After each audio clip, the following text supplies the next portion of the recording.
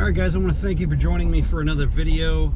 Today is a beautiful post-snowy day in Pennsylvania. It is December 17th, I think it is. I'm not even sure anymore. COVID has me all mixed up. COVID has ruined completely everything in the world, as you guys know.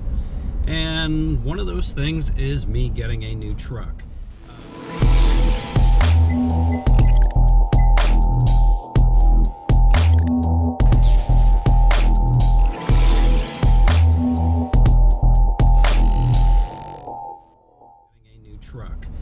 So I've posted a little bit on social media, on Instagram. You guys kind of know my lease has been up in my 2018 F150 since October. I did plan on getting a 21 F150. I ordered the 21 F150 back in September, thinking normally it would get here in October. I figured COVID was probably going to ruin that a little bit, might see it in November, December. So I put in my order for the vehicle, and this thing has been pushed so many times. It is very aggravating. So I figured, you know, I was promised I was going to get mine before dealer stock came in. Turns out that that is not entirely the case, and the dealer's probably going to get their stock before me. But again, we're at December 17th, and there's like 4 F-150s in the state of Pennsylvania. It is absolutely mind-blowing. So, dealing with Ford, there's been a lot of back and forth. Mine has got pushed yet again. As of 2 days ago, it got pushed back to a new start build date of February 8th, 2021. And from there, it's probably going to take 10 to 12 weeks until I get it. Maybe even until it's built, and it might even be longer until I get it. I don't know. So, the other thing with this is I still don't even fully know what the price of my vehicle is going to be. I ordered it so early, they didn't have real pricing on it. I'm guessing it's probably going to be around 55, 56 grand. And the thing I'm finding with Ford, and I found this back in the summertime when I was going to get a 2020, is Ford is not willing to deal. There is no, I like to lease because I like to get a new vehicle every couple years.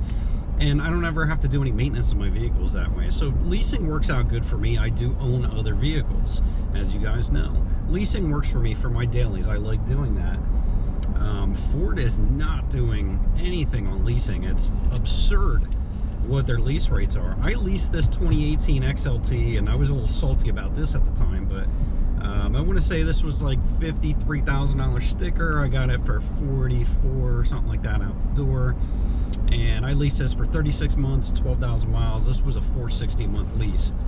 That is almost unheard of now, apparently, because talking to the Ford dealers over the summertime, and now I'm going to be spending north of $600 a month for the same lease, the same equipped vehicle, with nothing extra added. That is crazy to me, spending that much on a lease, especially for something that's stripped. You guys can see I got cloth. I got an XLT with a 302A. Yeah, it's got some options. It don't got a lot of options. So that's kind of where I sit now with the 21, that even if I do get it in time, again, I ordered an XLT. I only added a couple little things, nothing major. Tow mirrors, max tow package, a spray and bed liner. So it's going to be 55, 56 grand, every bit of it. The problem is the lease is going to be unreal. It's probably going to be a high $600 a month lease, which is not going to work for me.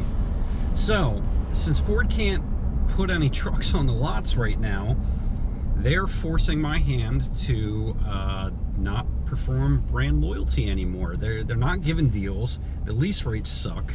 So what do? You look for something else. So I got the idea the other day. I don't like GM.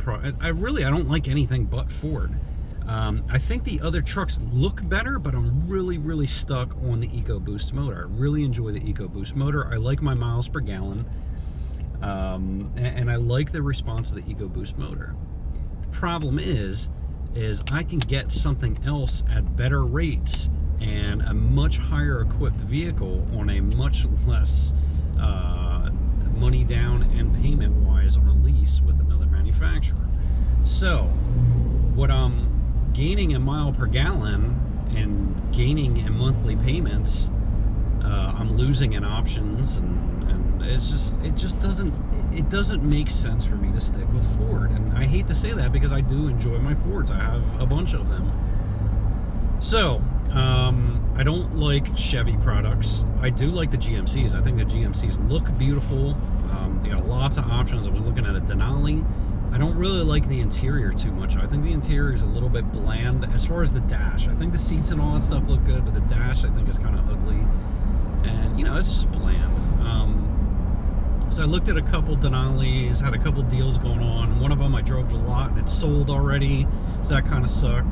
Dealing with the other couple dealers, they don't want to give me any of the rebates or discounts on the lease, so the leases got nuts on those. We ended up, I think one dealer quoted me at $802 a month, where another dealer quoted me at like $669 a month or something like that for the same vehicle. So apparently there's a difference on how they apply the rebates and shit to the leases.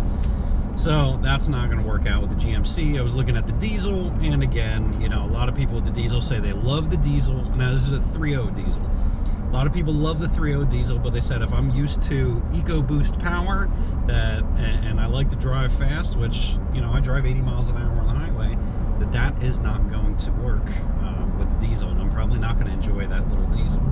So I kind of scrapped that idea.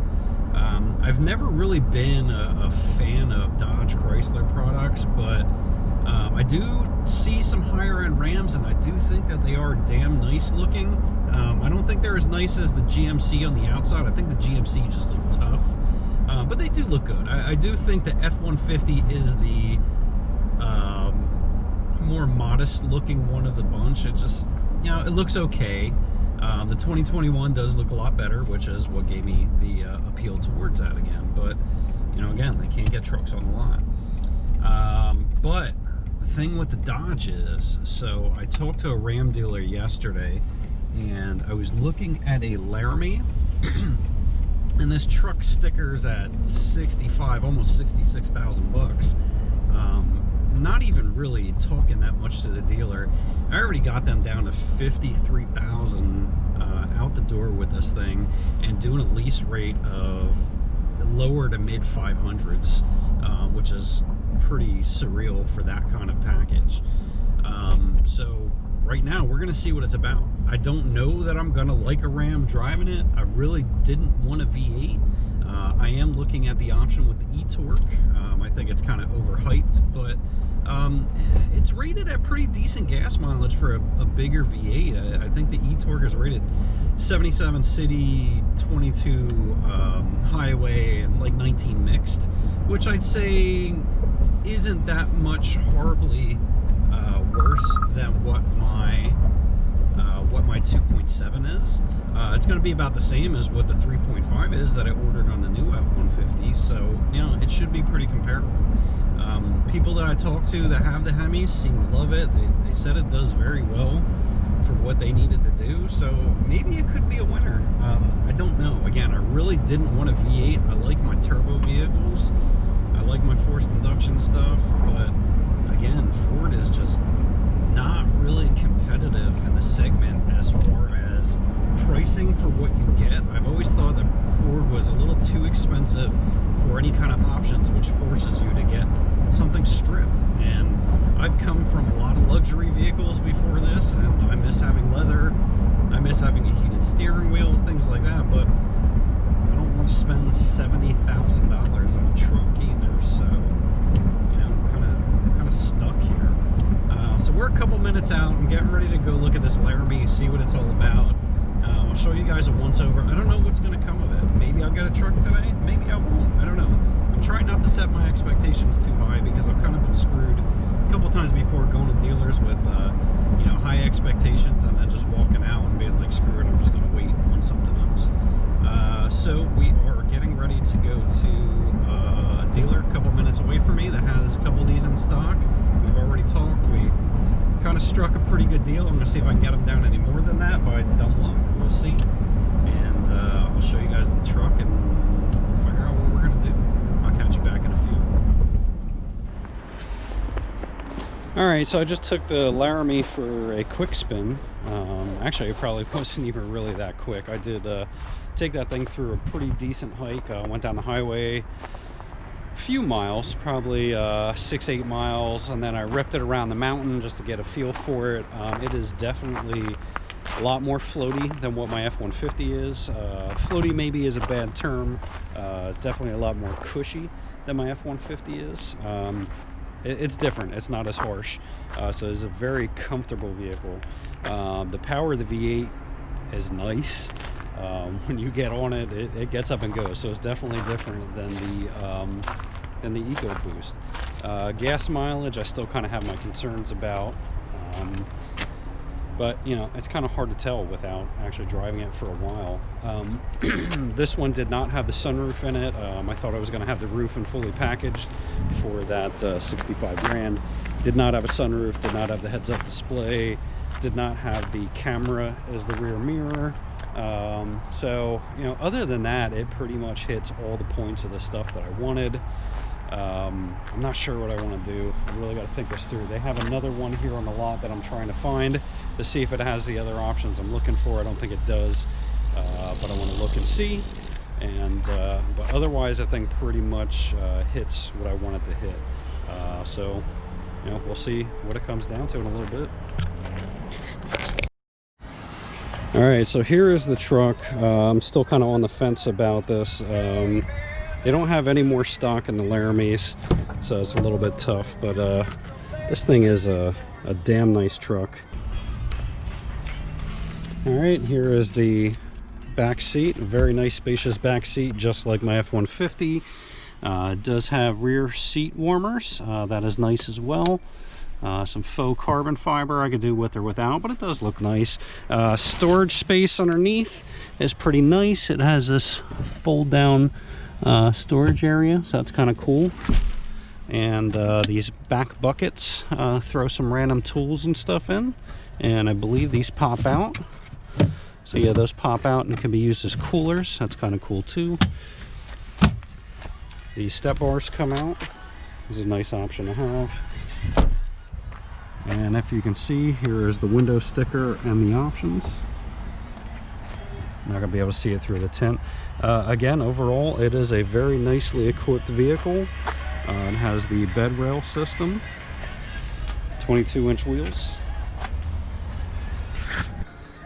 Again, it does meet most of the requirements. I'm gonna take probably the rest of the day and ponder it over and see, and we'll follow up.